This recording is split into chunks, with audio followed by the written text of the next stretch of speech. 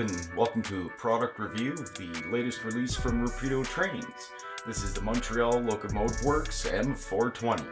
We got a lot to review, so let's go ahead and get started. So up in front of you now is the latest must-have thing released by Rapido. This is the MLW M420. As you can see, it's a standard 4-axle locomotive, but this is something that sort of screams absolute Canada. Right? This was primarily designed for Canadian railroads by a Canadian locomotive workshop. What can I say? They did a phenomenal job with this. So some history about the prototype. The MLW M420 is a diesel-electric locomotive that was manufactured between the mid to late 70s in Montreal, Canada. A total of about 88 units were produced for Canadian railways, including several B-style units for BC Rail, which eventually ended up going to Canadian National.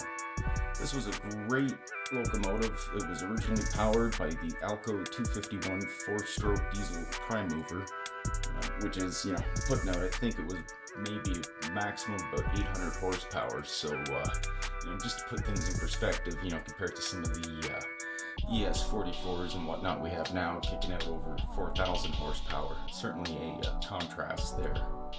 But it's definitely something that, was sort of missing in the plastic model space, right? I mean, really the only thing you could get for this was either the Caslo resin kit, and again, I've done those before, don't want to do one again. Or, you could really drop some major coin. If you're lucky, you'd be able to find a brass representation of this. So, one thing, obviously, this was advertised to come out with the TCS decoder, and obviously last minute they sort of switched out for a Locksound 5. In my opinion, no loss there. I've had a couple TCS decoders in the past, and I've not really had So looking at this model, it's got all the typical bells and whistles that you would come to expect from Rapido. It's got the brass etched sunshades, along with a lost wax horn, all metal grab iron handrail detail, which is really good in terms of the durability. They've gone ahead and put in the snow plow with the appropriate MU hoses and connectors and things like that. They've obviously got the windshield wipers and the doors. And this is the first locomotive ever produced to basically feature Canadian air conditioning. What's Canadian air conditioning, you ask? Basically, they open up the front door, they open up the back door, and as they're moseying on down the tracks, they get a nice little airflow current blowing through there, hopefully. So that's sort of, some of the hardships our poor engineers had to endure back in the days before they started standardizing with air conditioning in the cabs. But Rapido's claiming that there's over 300 separately applied details with this, including all the way to see-through steps, to all the traditional sand pipe, brake rigging, things of that nature. And then obviously they do love their etch metal screens, which look absolutely amazing. And they also feature, I think for the first time on any of their models, working marker lights. So those are a cool feature that I'll probably show you guys right about now.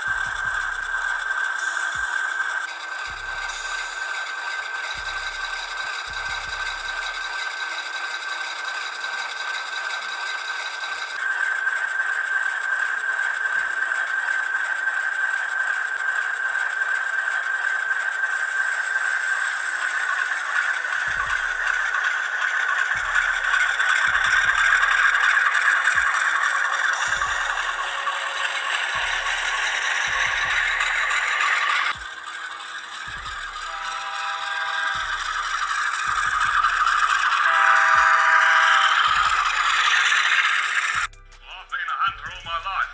I love animals, that's why I like to kill them. Well, I've been a hunter all my life. I love animals, that's why I like to kill them. Yeah, wasn't that Easter egg at the end kind of cool?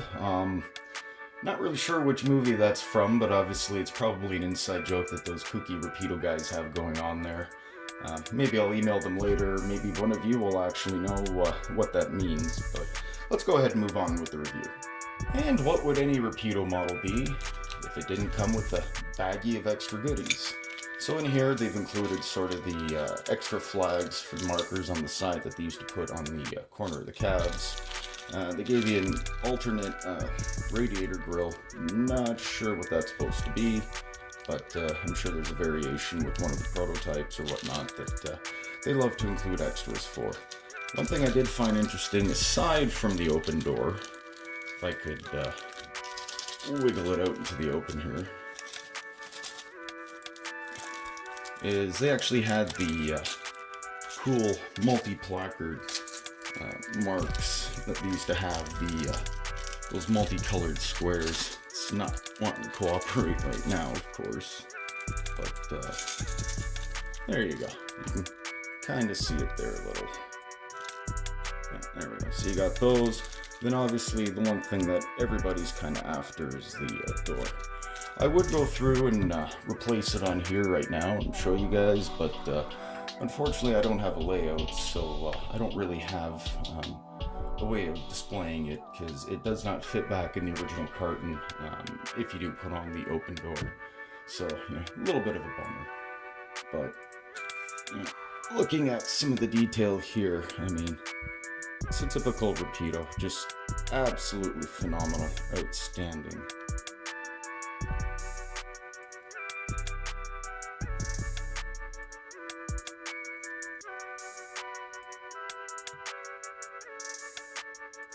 So you will notice I got the 2557.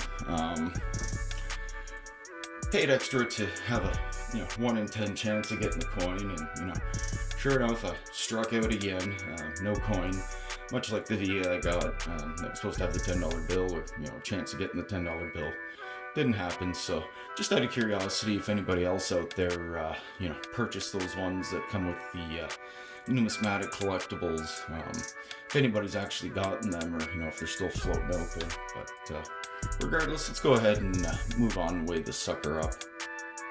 So as you can see, I've got my trusty scale here zeroed out, and let's go ahead and weigh this bad boy. It definitely feels like a hefty one.